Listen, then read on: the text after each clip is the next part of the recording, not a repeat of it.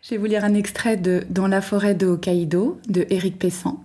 C'est un roman qui m'a beaucoup touchée parce que c'est l'imaginaire du roman que j'ai beaucoup aimé, le fait que cette jeune ado, Julie, une jeune Française, soit connectée à un petit garçon japonais qui est perdu dans la forêt.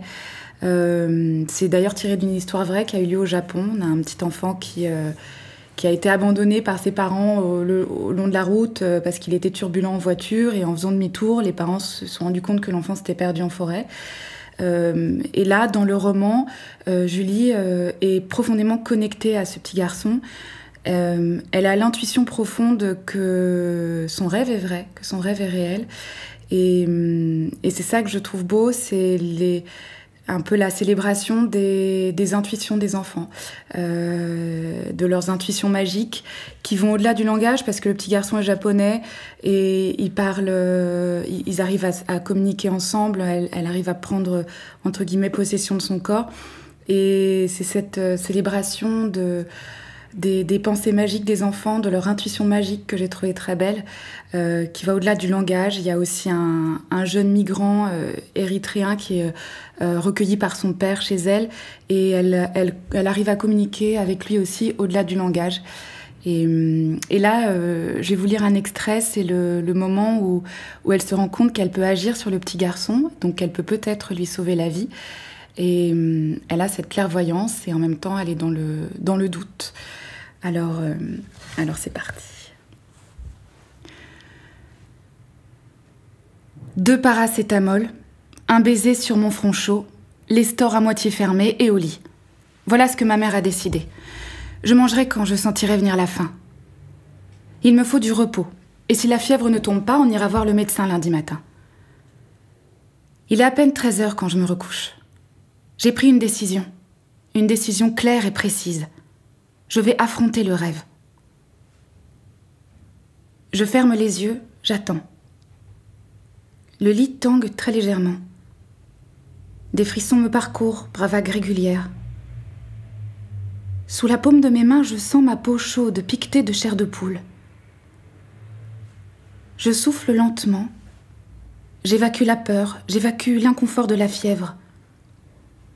Très vite, le drap colle à mon corps, poisseux de sueur. J'ai prévenu Elliot que je préfère dormir toute la journée.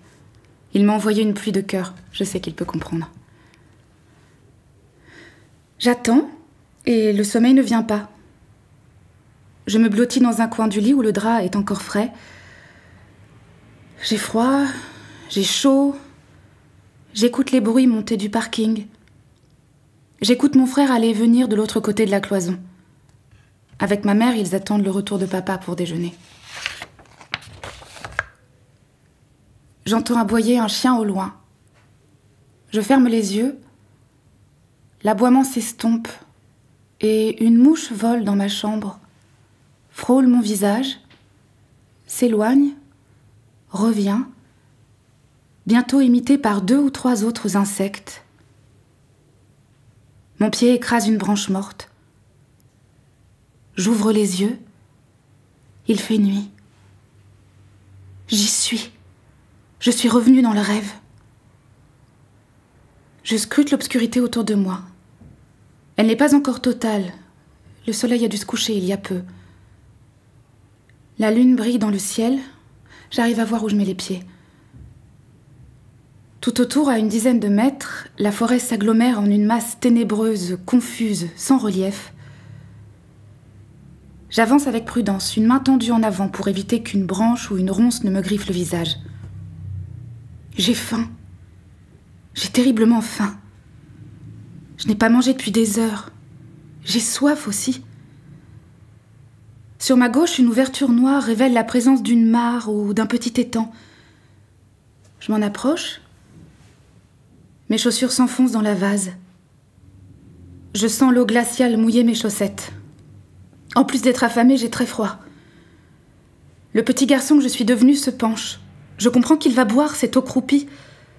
J'ai un sursaut de dégoût et contre toute attente, cela fonctionne. Le garçon se relève. J'en tremble de joie. Je peux agir sur le rêve. Je tente de lever le bras gauche. Je sens que le garçon résiste. Puis il cède, il est épuisé, il est terrifié. Il n'a plus une once d'énergie. Le bras se lève. Je pointe un index vers la lune que le garçon regarde sans comprendre. Je lève le pied gauche et le garçon lève son pied gauche. Je lève le droit et il m'obéit. Je saute. Il parvient à peine à faire l'effort d'un bond. Il est épuisé. Il marche depuis des heures. Il n'a rien dans le ventre, je dois le ménager. Et d'abord, je dois l'aider à se mettre à l'abri. Ses mains sont glacées, il tremble de froid. On a beau être fin mai, là où il se trouve, la nuit est bien plus fraîche qu'en France. Je note dans un coin de ma tête qu'il faut que je me renseigne sur les températures moyennes au Japon, ainsi que sur le décalage horaire. Il fait nuit dans le rêve alors que ce doit être à peine le début d'après-midi chez moi. J'accepte toutes ces choses sans problème. Je n'ai plus peur pour moi. J'ai peur pour le garçon. J'accepte le fait que le rêve soit vrai. C'est la 3e fois que je le retrouve depuis ce matin. Ce n'est pas plus improbable que lorsque je sais où papa a égaré les clés de la voiture ou lorsque je devine mes notes avant que les professeurs ne me rendent mes copies. Ce sont des choses qui arrivent. Ou plutôt, ce sont des choses qui m'arrivent. En faire la liste serait terriblement long. Seul Elliot est au courant. J'ai une confiance absolue en lui. Le jour où, du bout des lèvres, j'ai commencé à lui raconter que je savais retrouver des choses perdues ou deviner certaines pensées, j'étais chez lui dans sa chambre. Il a dit « Ah bon ?» Il m'a proposé de choisir un objet. J'ai pris les jumelles avec lesquelles il aime bien regarder les étoiles. Il m'a demandé de sortir de sa chambre un instant. J'ai patienté dans le couloir. Sa mère, qui se trouvait dans le salon, a relevé la tête du magazine qu'elle lisait. Elle m'a souri. Quand Elliot m'a invité à revenir dans la chambre, il m'a mise au défi de retrouver les jumelles. Je n'ai pas réfléchi, j'ai désigné son oreiller. Forcément, elles étaient dessous. Il m'a demandé de ressortir, ressourire avec sa mère, retour dans la chambre. J'ai pointé du doigt le tiroir du haut de son bureau. Bingo. 3e tentative. Sa mère a voulu savoir si tout allait bien. J'ai dit que l'on jouait. Elle a levé les yeux au plafond. J'ai haussé les épaules. On s'est tout de même adressé un sourire. De nouveau, je suis entrée et j'ai montré un tas de vêtements sur le sol. Les jumelles s'y trouvaient. L'expérience s'est arrêtée là. 1 fois, c'est une coïncidence, a dit Elliot.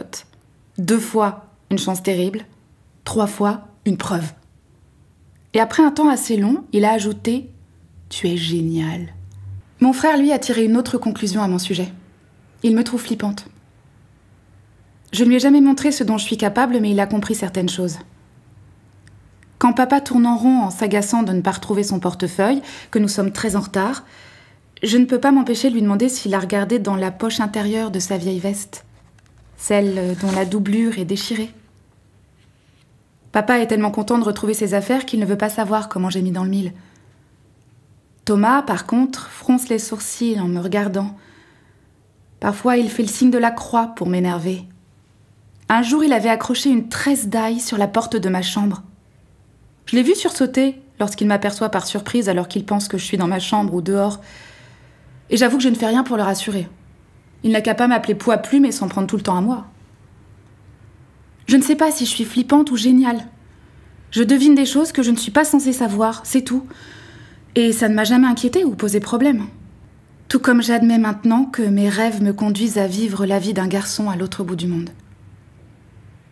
Parce que je sais que ce garçon existe. C'est aussi simple que de savoir respirer ou de savoir que la boucle d'oreille en or de maman est sous le coussin rouge du canapé.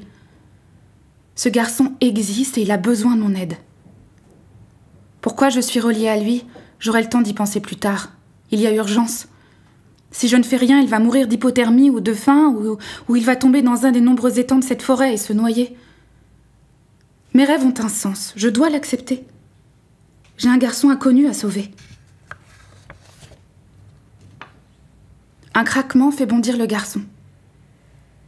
Quelque chose de lourd vient de détaler à travers les buissons, quelque part à gauche. Paniqué, le garçon se met à courir. Il me faut toute ma volonté pour le forcer à s'arrêter.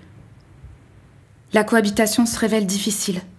Dès que je relâche un peu mon attention, il reprend le contrôle de ses muscles. Nous arrêtons de courir et nous respirons amplement. Je le maintiens immobile jusqu'à ce que son cœur retrouve un rythme normal. Le garçon accepte de plus en plus facilement ma présence invisible. Peut-être est-ce la fatigue. Avec lui, je tresse un nous. Nous sommes deux dans un seul corps. J'ai peur qu'il ne s'évanouisse. Il est faible, très faible. Je sens son estomac noué. Il risque de s'effondrer à tout moment. La fraîcheur de la nuit ne l'épargnera pas. Nous effectuons un tour à 380 degrés sur nous-mêmes. Je ne vois rien. Des troncs noueux, des sortes de longues plantes grasses, des broussailles et l'obscurité. Nous levons les yeux. La lune est de plus en plus basse. Elle va disparaître dans peu de temps.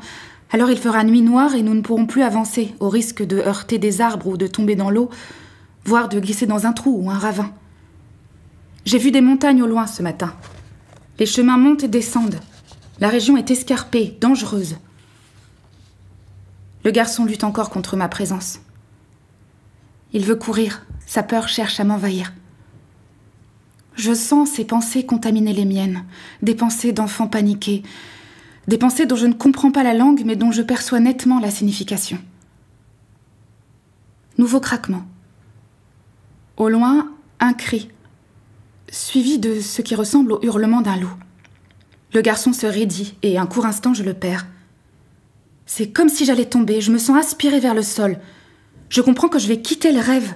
Je vais chuter dans un puits et je vais me retrouver dans mon lit en sueur. Je ne sais comment. J'arrive à retrouver mon équilibre. Avec précaution, je réintègre le rêve. Je suis parvenue à ne pas me réveiller en sursaut. Je dors. À nouveau, je force le garçon à se calmer. Nos cœurs battent plus lentement. Plusieurs hurlements s'entremêlent. Ils sont loin. J'ai l'impression d'entendre un aboiement. Des branches se tordent. Des feuilles s'écartent, des choses bougent. Il ne faut pas que nous demeurions immobiles. Je me concentre. J'aimerais appeler au secours. J'aimerais que mes parents soient là. J'aimerais avoir une lampe, une carte, un GPS. J'aimerais ne pas avoir à prendre soin d'un enfant terrifié. J'aimerais que le rêve n'existe pas. Soudain, je sens qu'il faut prendre par la droite. Je ne sais pas comment je le sais. Et je n'ai pas le temps de me poser la question. Avec précaution, nous commençons à avancer. Le garçon tend ses mains en avant pour écarter les obstacles. Il marche sans courir. Je l'encourage. Je chantonne un truc idiot, une comptine de mon enfance. Je lui dis que c'est bien, qu'il est fort, qu'il va s'en sortir. Je crois qu'il ne m'entend pas. Il ne perçoit pas ma présence. C'est sans doute une chance. Déjà qu'il est perdu en pleine forêt, abandonné par ses parents, il ne manquerait plus qu'il se sente possédé par l'esprit d'une ado française. À plusieurs reprises, des branches s'accrochent dans ses vêtements. Il avance tout de même. Sa manche gauche se déchire. Ses pieds mouillés sont glacés. J'ai peur qu'il n'attrape des engelures. Les hurlements se sont éloignés. Nous sommes seuls dans la nuit. Nous pourrions être seuls au monde. Un pas. Tout va bien se passer. Un autre pas. Tout ira bien. Encore un pas. C'est bien. Et un pas. Nous avançons lentement. J'ai peur de m'être trompée. J'ai peur que mon intuition ne mène nulle part. Je ne joue plus à deviner où se trouve un objet ou à prévoir un chiffre sur une copie d'interrogation écrite. Une vie est en jeu.